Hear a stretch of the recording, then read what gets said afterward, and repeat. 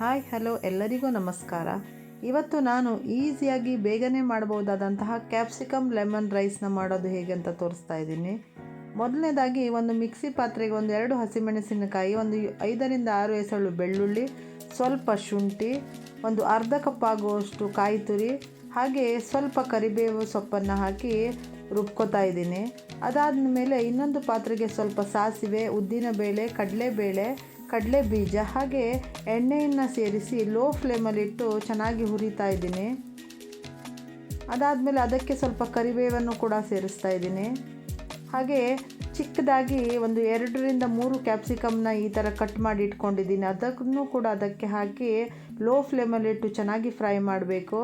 ಅದಾದಮೇಲೆ ಅದಕ್ಕೆ ರುಚಿಗೆ ತಕ್ಕಷ್ಟು ಉಪ್ಪು ಮತ್ತು ಸ್ವಲ್ಪ ಅರಿಶಿಣವನ್ನು ಕೂಡ ಸೇರಿಸಬೇಕು. ಹಾಗೆ ನಾನು ರುಬ್ಬಿಟ್ಟಿರುವಂತಹ ಪೇಸ್ಟನ್ನು ಕೂಡ ಇದಕ್ಕೆ ಸೇರಿಸಿ ಲೋ ಫ್ಲೇಮಲ್ಲಿಟ್ಟು ಚೆನ್ನಾಗಿ ಹುರಿತಾ ಇದ್ದೀನಿ ನೋಡಿ. ಅದಾದಮೇಲೆ ಅದಕ್ಕೆ ಸ್ವಲ್ಪ ನಿಂಬೆ ರಸವನ್ನು ಕೂಡ ಸೇರಿಸ್ತಾ ಇದ್ದೀನಿ. ಈಗ ಗೊಜ್ಜು ರೆಡಿಯಾಗಿದೆ. ಅದಕ್ಕೆ ಬಿಸಿ ಅನ್ನವನ್ನು ಸೇರಿಸಿ ಚೆನ್ನಾಗಿ ಮಿಕ್ಸ್ ಮಾಡ್ತಾ ಇದ್ದೀನಿ. ನಿಮಗೆ ಉಪ್ಪನ್ನು ನೋಡಿ ಎಷ್ಟು ಉಪ್ಪು ಬೇಕೋ ಅದನ್ನ ಸೇರಿಸ್ಕೋಬೋದು.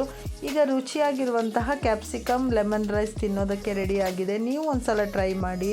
Thank you.